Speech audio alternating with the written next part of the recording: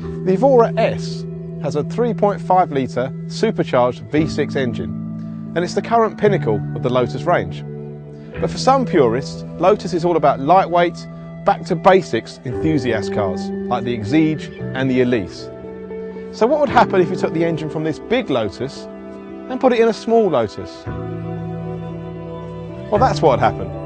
It's the Exige S. Now, normal Exige production has actually stopped, but the Exige has always been a car that enthusiasts love, and I think they're unlikely to be disappointed with this one. At the front, it looks very much like the standard Exige, aside from some more aggressive grills here at the front. But the biggest thing you'll notice is how much longer the car is. So the wheelbase has grown, and there's a bespoke subframe at the back there that houses that V6 Toyota engine. With 345 brake horsepower and 400 Newton meters of torque, in a car that only weighs around about 1,100 kilograms, it promises to be a serious track weapon. So let's head out onto Lotus's new test track here at Hethel to see how we get on.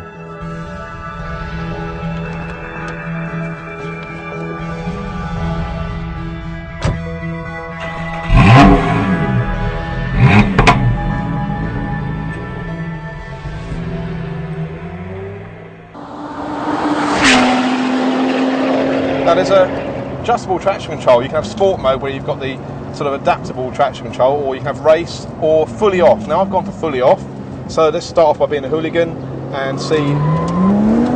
Oh, there you go. So with it fully off, then you get into the throttle, you will have a little bit of oversteer, but just given how much power this car's got, the mechanical grip is really amazing. The other thing you instantly notice compared to driving any other Exige or Elise is that wonderful V6 noise. Obviously you've got that right behind you, and there's a load more torque. So it's just bonkers fast as we get onto the straight. Revs to 7,000 RPM, so we're in fourth gear now, 6,000 RPM, about 120 miles an hour. The track's really wet here now, so braking, coming out to a really tight chicane. And what's lovely is when you heel and toe in this car, you get that really gorgeous exhaust note. Again now on the power, so again, just feel that car sliding, but it's beautiful. It's retained all of that sort of Exige agility and accuracy. So even though the track's wet, I can still feel that. So they've got a lovely front end into this apex, constant throttle, and just a little bit of slide as I get into the power, up through the gears. Again, it's just stonkingly fast. Sounds amazing. It really is quite a special car.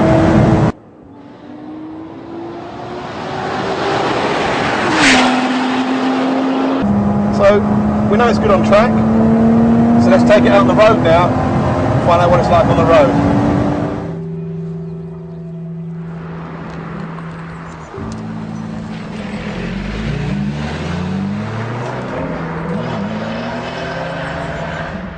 Well, for starters, it's £52,900, which is a lot of money. But then again, you're going to have to go for a car like a Porsche 911 GT3 to get this sort of performance. So when you look at it in those terms, it's probably a bit of a bargain.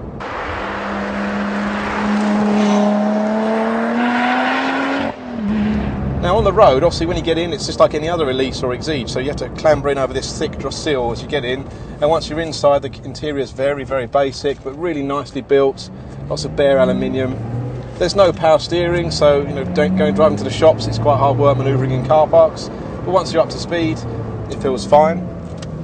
But the biggest thing is, it's just that extra torque and that performance makes it such a more usable road car than an existing Exige. I mean, up until now, Exiges, you have to rev them very, very hard to get that performance, which is fine on the track, but on the road, it's not really that practical. But with this car, with that supercharger, all that torque and all the extra power, the engine's so much more flexible. It just makes this car a really, really good road car.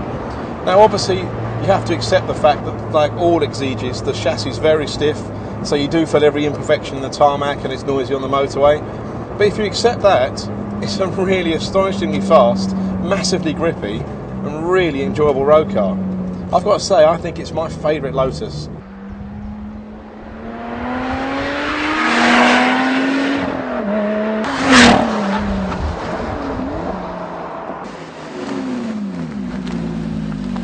So the new Exige S retains all the attributes that have made the Elise and the Exige so popular, but this new V6 engine takes performance into a different realm, and it's a great, great car.